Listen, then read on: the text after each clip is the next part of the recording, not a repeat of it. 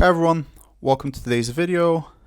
This video is dedicated to the ESL final of the IITB, and I decided to make a more short video on one particular issue. I hope it's not more than 10 minutes, where we look at the standard clash that pops up in a lot of debates about weighing current people versus future people. So the motion is, this house believes that positively influencing the far future, i.e. 100 years from now, should be the clear moral priority of our time. Now, ultimately, there's a lot of things to say on this topic, but the core and fundamental question in this topic is, should we trade off the needs of current people versus the needs of future people? This is the key question within the debate, and it's the most likely question that top half will be going into. So let's dissect this weighing. So let's start with the government side, which is why we should care more about future people. There are broadly two types of weighing that you could do for this clash. The first is that most likely future people will be quantitatively more. And the moral justification as to why we should care about quantitatively more people or the needs of the many is that each individual human has their own moral worth. They have their own experiences, their own things that they care about, their loved ones, their family, and it's impossible for you to weigh off different groups of people because we don't understand, or there is no, like debaters like to use, we don't have epistemic access, but the true justification is we can't necessarily weigh the utility and the intensity of utility of different individuals. And there are many thought experiments that you could do here, but the basic analogy is an experience that could be one thing for you. Let's say debating could be totally different from me, and there is no way for us to quantify who is more or less happy. Given that that's the case, and given we don't have this certainty, we should just look at each individuals with their own moral worth and their own unique experience, and thus we should just look at it quantitatively, caring about the most amount of people. Now, this logic obviously has its flaws. You could poke holes around it, which is why we'll do rebuttal towards it in a second. But this is the general justification of the first reason. Now, an underlying premise within this reason is why people will be quantitatively more. There are two justifications for this. Firstly, if it's a wide period of time, even if the population is not more. So even, let's say right now we're, I think, 7 billion. If in the future we are 8 billion, but still within these 100 years, many people are born and die, born and die, born and die. So technically they are quantitatively more than this period. But secondly, populations tend to increase. More and more people tend to be born, due to things like, for example, having health sanitation, due to things like, for example, people being uplifted economically and deciding that they can take care of more children, etc., etc. You could give these reasons. The second reason as to why we should care about future people is that there is a general negligence of the problem. So, for example, the fact that we're using so many fossil fuels right now that benefit current people, but this leads to negative outcomes, like, for example, global warming, which down the line will cause extreme serious problems. Like we're talking about here, life becoming so unbearable in certain parts of the world, it will cause mass migration of people, which will, create a lot of problems, because whatever we're talking about, liberal bias or not, mass migration of people is not categorically a good thing. It causes a lot of problems culturally integrating these people. Many of these people are just left on the street, or you don't have the capacity to take them in, and in general will lead to a bad life.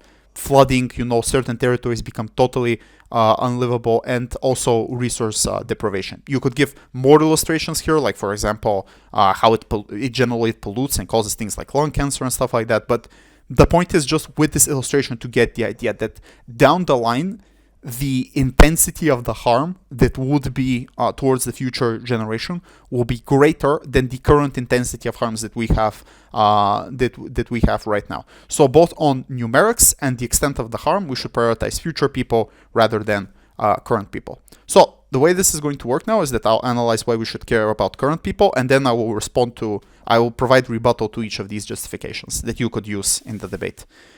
Cool. So opposition, current people. There are broadly two justifications as to why we should care about current people. The first is that there is a certainty of their existence and their struggles.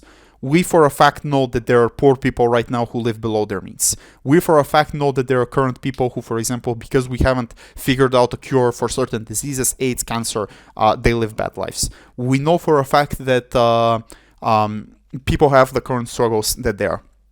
Importantly, we don't know if future humans will exist. There are many speculative hypotheticals here. We could, for example, be extinct by global warming or some kind of other disaster that may happen, like let's say a meteor hitting us, or let's say a solar flare, or things like that. We could nuke each other, especially seeing how we remilitarize more and more. This seems to be not such an unlikely scenario. Basically, there are many reasons as to why future human beings may at a certain moment stop. Which means that this trade-off that we're doing, prioritizing these future humans and caring about them, becomes less and less important if they never exist to begin with. Rather than caring about the needs of the current people right now, that we know are struggling right now, that we know, for example, would benefit by a cheaper price of goods, know, for example, would benefit by having a job instead of the coal factory being shut down, that we know that they'll have a material benefit towards their existence and life right now. So this is the first reason. The second reason is basically that the standard of life of the future humans will most likely be better than the standard of life of current people. So intuition pumping this, if we turn back the clock 50 years ago and we ask ourselves, okay, how did people live there? Well, for example, they lived poorer lives because whole sectors didn't exist because technological advancement didn't happen. So, for example, the IT sector that exists right now, that's a huge deal, didn't exist back then. People didn't have so much economic capacity. Rights were lower. Many countries were not democracies, so there were authoritarian regimes that could crack down on individuals, that could make their lives worse. And even the so-called democracies were pretty bad themselves. Like there were many moments where you would trade off civil liberties because the democratic governments were kind of authoritarian. This whole concept that we have right now about the rights-based system and about democracy is a fairly recent system. Before that, many times this could happen. Thirdly, diseases also. Like, for example, it would be pretty common, maybe not 50 years ago, but if you turn the clock behind, like if you get a cut, you may die because there is no sanitation, or like you'll get polio when you're born and things like that. Things that we are generally improving. So you have this intuition now to visualize the argument. The question then becomes to explain why most likely this will continue. And here you could give many reasons that are fairly intuitive. Technology continues to advance as we go forward, as we improve. This has implication for medicine. This has implication for worker safety, let's say, because now there are robots that could do these things instead of human beings. This has implication towards finding cures for certain diseases that today may kill us, but in 40, 50 years, if we, for example, find the cure for cancer, this saves many people from the problems that these particular things have. Economy most likely will continue also to grow. People have more and more jobs and more higher paying jobs to live better within their lives. And generally, the trajectory of democratization does continue to happen. More and more countries become democratic. More and more governments care about the rights of all individuals, but also, for example, people that are different from this, whether it's racial minorities, religion minorities, gender minorities, whatever. In general, we are on the trajectory of improving this. So then the weighing becomes, if for a fact we know that current people do not have these type of things, like let's say there is no cure cancer right now, the government is fairly, let's use the word autocratic, although this may be not a correct word, and that a future human 50 years from now will live a much better life than you, then we should prioritize improving the standard of living of people right now because the standard of living will anyway be better down the line. Cool, so this is why we should prioritize the moral weight of current people as opposed to future people.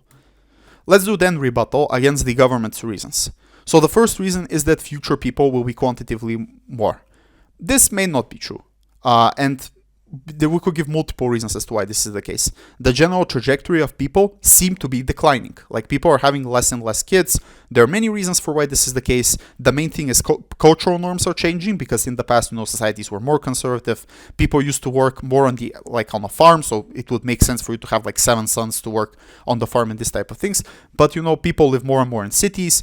People care more and more increasingly about things like education, having experiences, and they're putting back having kids, or choose not to have kids to begin with. And the trajectory seems to be more associated towards people actually not having that many kids. So this is like the mitigation of the argument. There's a more philosophical response here, which is interesting, which is that the human experience is not just valued in terms of the number of people that we have. And here there's an interesting thought experiment, which is, if this were to be the case, if basically more human beings equals to more utility, then what we would be doing is basically take all of the humans, give them the bare minimum to exist, like to make sure that they exist healthily and adequately, and just force them into creating more humans, right? Like, that's the intuition pump here. However, then we ask ourselves multiple questions. Well, there are actually a couple of predispositions for you to live a valuable life, right? So the fact that you are numerically more, the fact that tomorrow 20, 30, 50 people comparatively more will be born in this factory, isn't necessarily something that creates an intuition within us that this is like something that we should strive for. Now, importantly, this intuition doesn't destroy the argument, right? It doesn't rebut it. But on a face value, it creates doubt towards the fundamental premise of this argument, which is that more people equals more utility, right? You are giving an intuition towards the counterintuition here that maybe more people doesn't equal more utility. And then from there, you can build up as to propose alternative reasons as to why this is not the case. Like, for example, saying people need to have some kind of predispositions to the experience. They need to have freedom. They need to have something more. So the fact that there's more of them doesn't necessarily mean that we have greater utility. The second reason that is provided by government is negligence of the problem, to which you can't necessarily destroy this completely, but you could give some mitigation that solutions to this problem maybe happen anyway without you prioritizing the future. We have things like, for example, technological advancements. We have things like, for example, maybe dealing with the problem when it happens. So like relocating populations and things like that may be easier down the line, or maybe not be as hard if it is a reality that's close to us. So ultimately, the problem will happen, but there are certain ways for you to mitigate it with technological advancements, and for you, so when the problem hits, to actually increasing the political capital for you to deal with these issues. So that's the rebuttal on Gov. The rebuttal on Op. First is certainty on existence. You could respond to this in two ways. The first being to attack the metric itself. So certainly not being the metric that you should adjudicate. The reason for this is that on balance, most likely human beings will continue to exist. And if you think about it, we've had extinction events before in the past, before the modern times. There was a moment where only a couple of thousand human beings were left eating shellfish due to a natural disaster. I think it was a volcano eruption. I could be wrong on this. And still human beings find a way to exist. After that, they find a way to repopulate. After that, they find a way to continue existing. So the burden of an extinction event is extremely high. Even if it lowers the population by, let's say, 99%, maybe some humans will still continue to exist. Maybe they will repopulate, and maybe we'll be back where we started. So that's the first way to respond to the certainty as a metric argument. Secondly is that the certainty also applies to current people. Because if you think about it, the future itself as a notion will affect people that are currently born right now. Right? So like if people on balance will live like until their 80s or 90s or something like that, that still means that the problems that we're talking about will affect people that are right now babies, that are teenagers, that are even young adults, because they'll continue existing in this sort of pace. But secondly, you could also intuition this with the aspect of consent of individuals. Because what people mostly agree at, not all people, but mostly agree at, is that there is some kind of care within them personally in terms of their consent towards future generations. The intuition here is kids and children, right? Like many people will trade off their agency and their existence to raise the future population because of love, right? Like parenting is basically this. So given that's the case, and given that if you were to, let's say, ask a person, okay, your kids will most likely live a better life than you, would you still trade off benefits to you for them? Many people would say yes. Obviously, this is not all people, but this consent can still be used as a justification within the debate if it's very, very likely to them to be okay with this choice. That it doesn't matter if the certainty on their harm is great if they themselves are willing to trade off this harm for benefits to their future generation. And the second thing to respond is to say standard of life increases. That's not necessarily true. And there are two ways to respond to this. The first is the generation of new problems. So, for example, you'll have job displacement due to AI or in general technology, people not being able to requalify, being left without money. You have rise of mental health problems that are due to social media, people feeling lonely, people feeling unfulfilled. These are new problems that did not exist 30 years ago. So the continuation of the continued trajectory of technological development and improvement in brackets doesn't necessarily mean that people improve and live better lives. Maybe people live worse lives about it. Maybe this new VR technology, for example, that they're implementing could be something bad for humans. It could lead to other problems that we have. But secondly, old problems seem to also be returning. So, for example, you have a rise of populism, you have autocratic backsliding. Maybe in 50, 30, 100 years' time, governments won't be liberal and governments will actually be more conservative. They'll crack down on your rights. They'll be reactive to the globalism that's happening right now. Maybe they'll isolate themselves more. So it's not necessarily the case that standard of living will increase. So this is in general this clash. I hope this wasn't like super long, but this is more or less what my thoughts on it are. If you have other weighings, other reasons, you can comment them below. And yeah, I hope this was helpful to you. See you in the next video.